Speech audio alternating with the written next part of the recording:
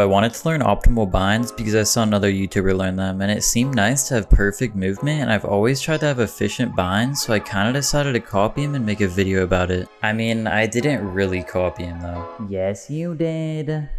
I mean, I guess I kinda did, but we'll just say that I got inspired by him. Okay, so now I'll actually explain the binds. So instead of using WASD to move around, I'm gonna use WESD. So basically, I just moved my move left key A to E, so now I move left and right with only one finger instead of two, which is way more efficient. And then I like to shift my hand one over to the right, so my ring finger is on W and S and my middle finger is on E and D. And you don't press any other binds with the fingers that you press your movement keys with. So you never have to take your fingers off of your movement keys, which allows you to have perfect movement no matter what, even if you're using all 4 of your building pieces and doing 10 edits a second. But I don't use WESD, I use YUHJ, which is just the same thing as WESD but moved 4 keys to the right. And I do this so I can press right alt with my thumb. I can press the other buttons around it too, but right alt is just an extra button that's much more comfortable. Also, moving 4 keys to the right gives you more keys to press with your pinky. I also use right click to place builds instead of left click. This is because if you use left click for placing builds and selecting edits, you need to left click twice every single time you want to place something, then edit it. Which if you're building and editing pretty slow, this won't really affect you. But if you're building and editing really fast, this will really slow you down because you need to left click so many times. Then I put my building binds on the keys that felt most optimal. I put wall and cone on G and F, which I press with my pinky. I put floor on comma, which I press with my thumb. And then I put ramp on my side mouse button. And then I put edit on O because I pressed it with my strongest finger and it felt the most comfortable. Okay, now that I've explained all of the important binds, I'll show you the rest of them just in case anyone wants to copy them. And if anyone's wondering, I use confirm edit on release. Okay, now that I'm finally done explaining everything, I'll start showing how I learned the optimal binds. And if you're wondering why I'm using different keybinds than the ones that I've explained, it's because I changed them a little as I went on. But anyways, I basically changed every single bind, so in the beginning of day 1, I barely knew how to do anything. And I could basically only move forward because I wasn't used to the different movement. But eventually I started to figure it out. And at the end of day 1, after I practiced for like 4 hours, I already looked like this. I could still basically only move forward though.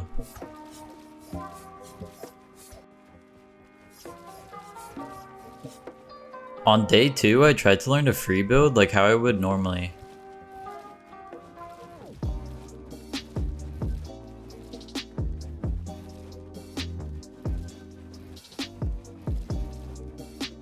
And then I tried to get used to this one tunneling thing that I'd like to do.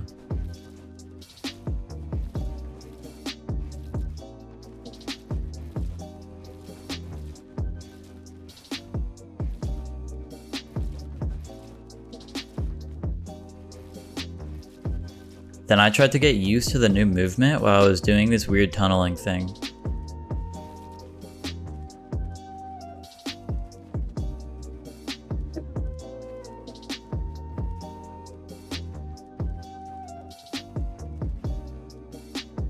On day 3, I played this map that lets you play in slow motion, which felt really helpful for learning the new binds.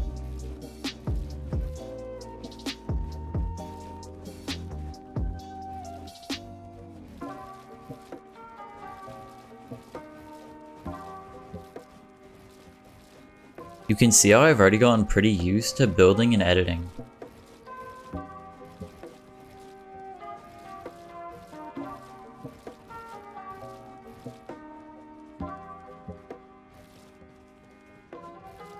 And then I went back to normal speed and I was able to do this tunneling thing pretty much endlessly, which I couldn't even do on my old binds. And you can just see how useful the movement from the optimal binds is. Like if I was on my old binds, I could basically only move forward while doing this, which makes it so much harder to do and it makes it look less clean.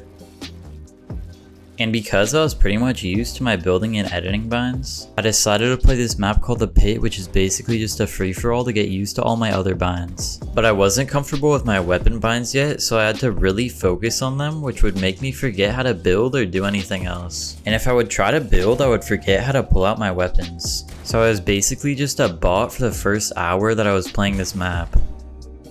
But after a while, I got kind of used to it.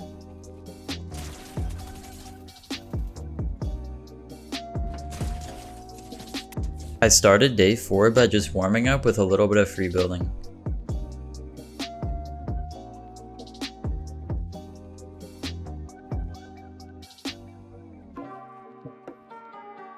And then I did some realistic 1v1s. Yeah, it went pretty bad. But then I ran into this one guy, and I don't know if he was just really bad or something, but I kind of destroyed him. And I beat him 9-5, even though half of my deaths were literally just me accidentally dying to fall damage. I started day 5 by free building.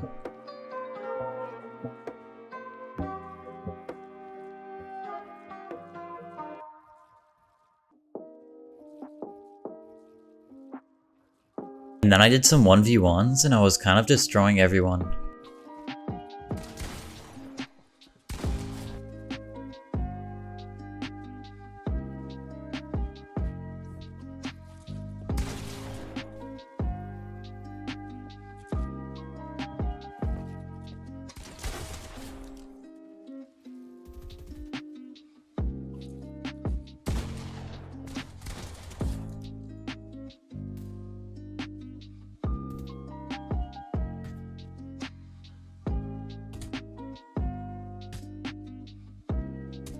Literally all I did for all of day 6 was 1v1s.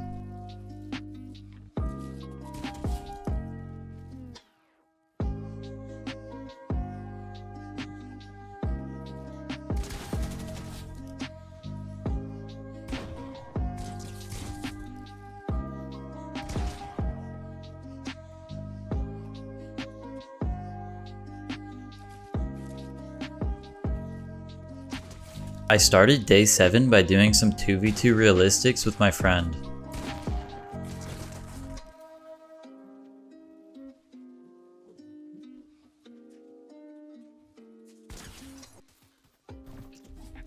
And then I ended off the day with some 1v1s.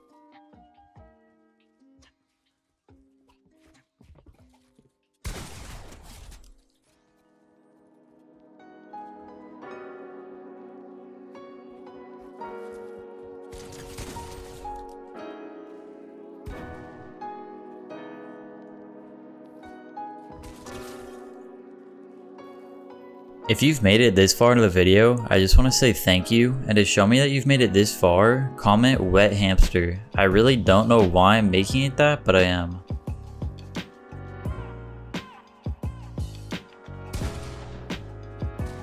And at this point, I was pretty much fully used to my binds and I was mainly focusing on improving on other things. Now, if it's worth it to learn optimal binds, I'd say it is if you're fine with being bad for like a week. Because it definitely is an improvement and the movement is super useful. Like this is me on only day 3 and I couldn't even do this constantly like this on my other binds. But anyways, if you liked this video, then you would like my other videos too, so you might as well subscribe.